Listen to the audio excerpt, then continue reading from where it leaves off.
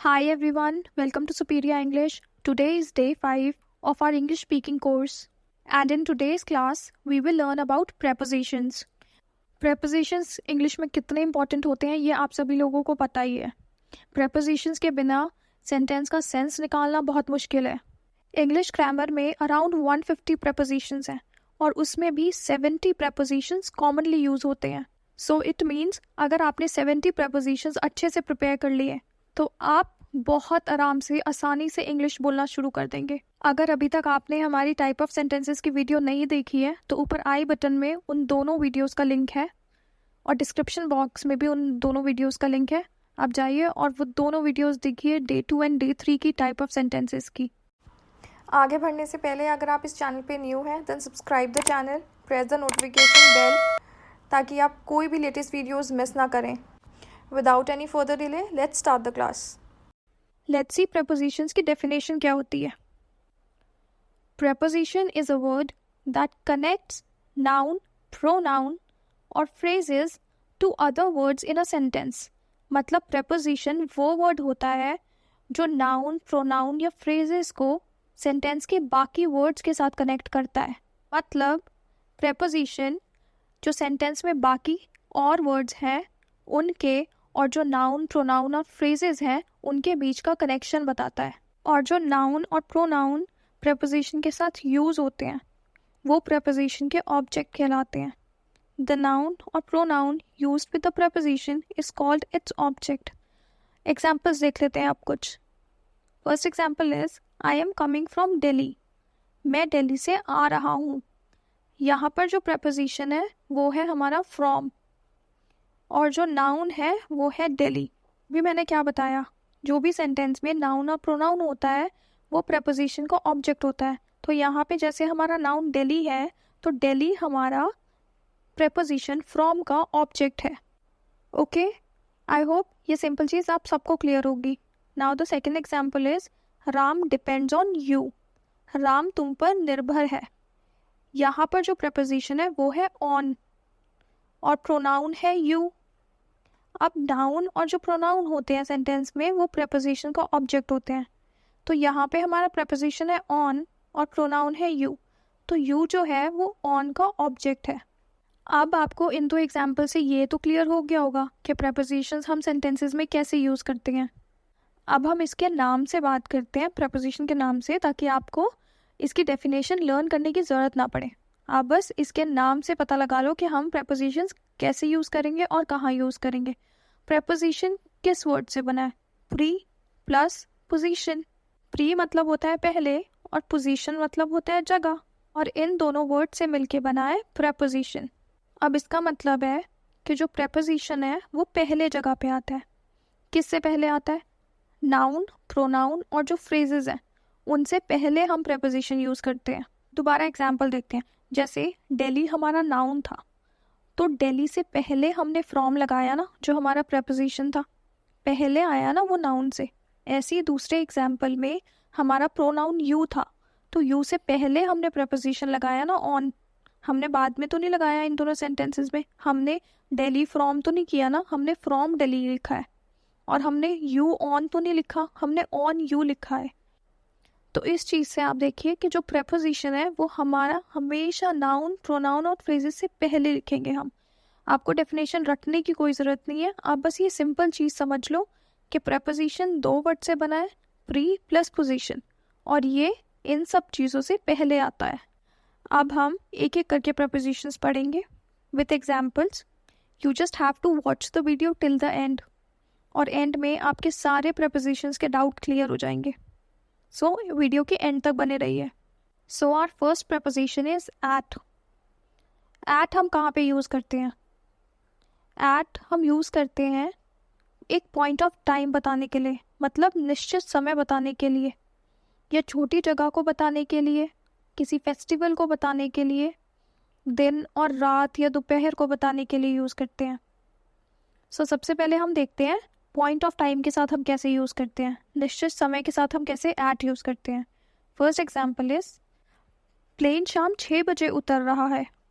मतलब the plane is landing at 6 PM. तो यहाँ पे पॉइंट ऑफ टाइम हो गया ना, पॉइंट ऑफ टाइम हमारा 6 PM है, तो 6 PM से पहले हमने एट लगाया. The plane is landing at 6 PM.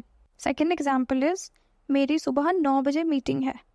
I have a meeting at 9 AM.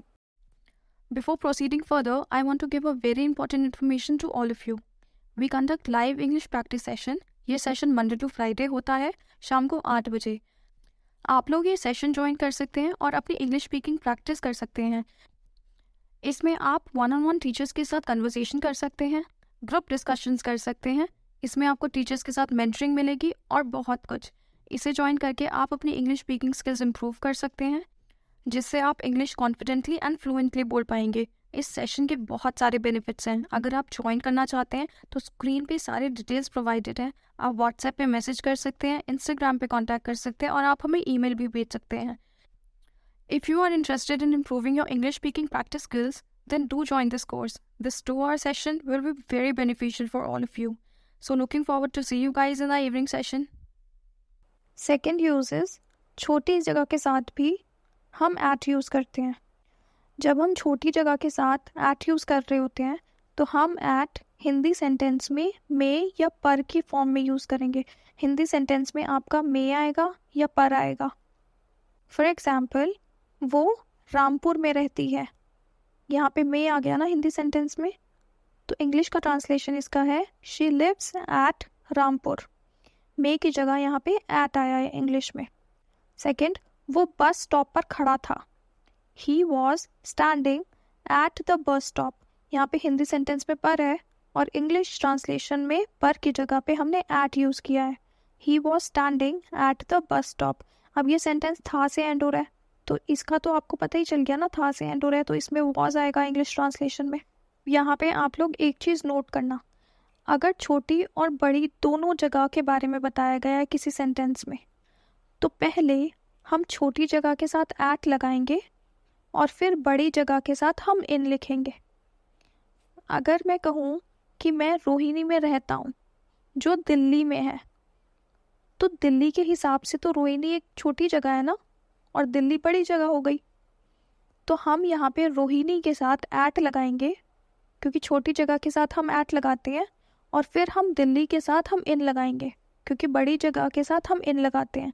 तो अगर एक सेंटेंस में छोटी जगह भी मेंशन है और बड़ी जगह भी मेंशन है, तो छोटी जगह के साथ पहले हम एट लगाएंगे, फिर हम बड़ी जगह के साथ इन लगाएंगे. तो इसका इंग्लिश ट्रांसलेशन हो गया है आई लिव एट रोहिणी इन दिल्ली. मैं रोहिणी में रहता हूँ जो दिल्ली में है. पर अगर मैं ये कहूँ कि मैं रोहिणी में रहता हूँ, तो रोहिणी अपने आप में एक बड़ी जगह है, इसलिए मैं कहूँगा आई लिव इन रोहिणी, क्योंकि बड़ी जगह के साथ तो हम इन लगाते हैं ना, तो रोहिणी तो अपने आप में एक बड़ी जगह है, तो इसलिए हमारी सेंटेंस में इन आया है. Third use of at is जब कोई भी वर्ड हमारा शॉर्टेस्ट पीरियड ऑफ डे बता रहा हो या शॉर्टेस्ट पीरियड ऑफ टाइम बता रहा हो, दिन की सबसे छोटी अवधि बता रहा हो या समय की सबसे छोटी अवधि बता रहा हो, तो उस वर्ड से पहले हम एट लगाते हैं. जैसे at sunrise, at noon, at midnight. तो ये जो सनराइज, मून, ये मिडनाइट, ये सब हमारे टाइम है ना, तो इनसे पहले हमने एट लगाया. फॉर एग्जाम्पल, मैं दोपहर में वहाँ था. I was there at noon, तो नून से पहले हमारा एट आया ना, I was there at noon, तो यहाँ पे एट हमारा मे की जगह पे यूज़ हुआ है. नेक्स्ट एग्जाम्पल इज हम रात में पढ़ते हैं. यहाँ पे भी हिंदी सेंटेंस में हमारा मे आ रहा है, तो इंग्लिश में हम इसे एट लिखेंगे. We study at night. ये रात वर्ड हमारा टाइम बता रहा है ना कि वो रात को पढ़ता है, तो ये रात वर्ड के पहले हम एट लगाएंगे, तभी हमारा इंग्लिश ट्रांसलेशन में नाइट के पहले एट आया है. Fourth use is temporary actions जब हो रहे होते हैं, तो टेम्परेरी एक्शंस में भी हम एट यूज करते हैं. फॉर एग्जाम्पल, वो काम पर है, ही इज एट वर्क. वो खेल रही है, शी इज एट प्ले. तो ये प्ले एंड ये वर्क, ये दोनों टेम्परेरी एक्शंस है ना, तो टेम्परेरी एक्शन से पहले हम एट यूज करते हैं. He is at work and she is at play. Fifth use of at is किसी चीज़ की कॉस्ट बताने के लिए. किसी चीज़ का मूल्य बताने के लिए। फॉर एग्ज़ाम्पल, ये फल 10 रुपये किलो बिक रहा है, तो ये कॉस्ट बता रहा है ना फ्रूट की।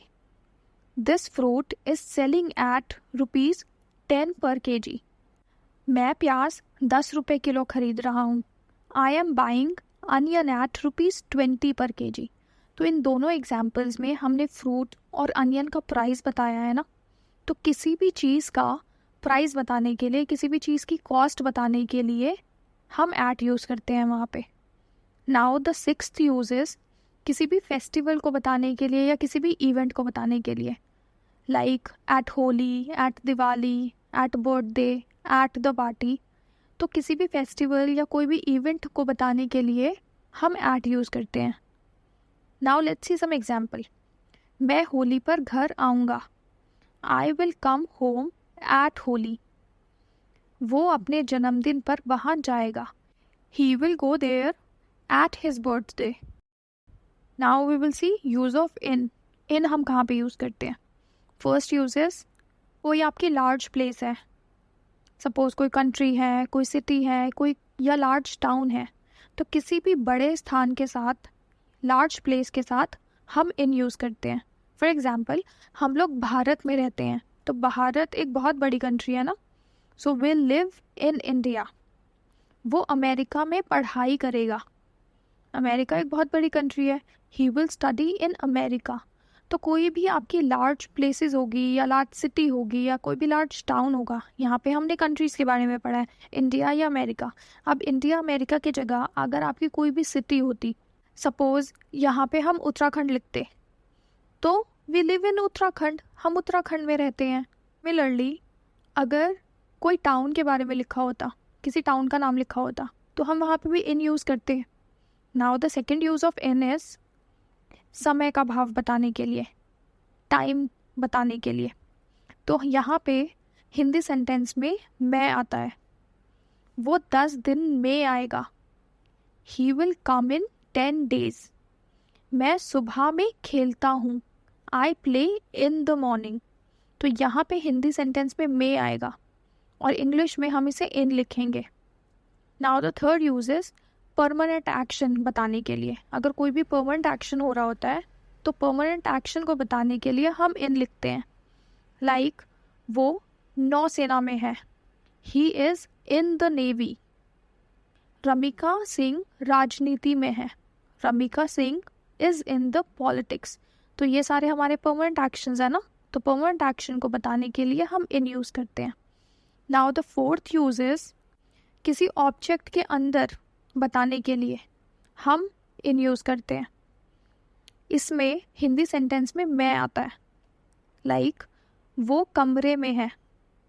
She is in the room. नदी में पानी है।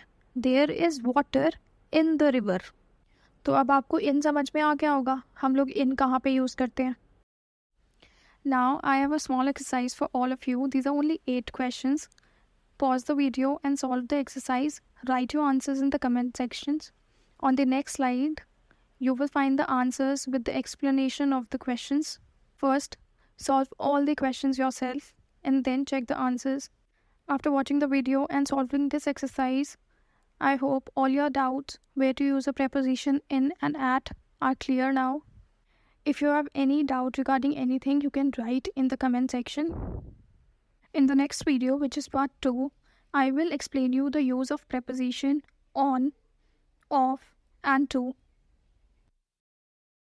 Thank you very much for being with me on this lesson. If you liked the video, then please do press the like button, subscribe to my channel, and turn on the notifications so you don't miss our new videos. Continue learning English with me on Superior English. I will see you soon with another lesson.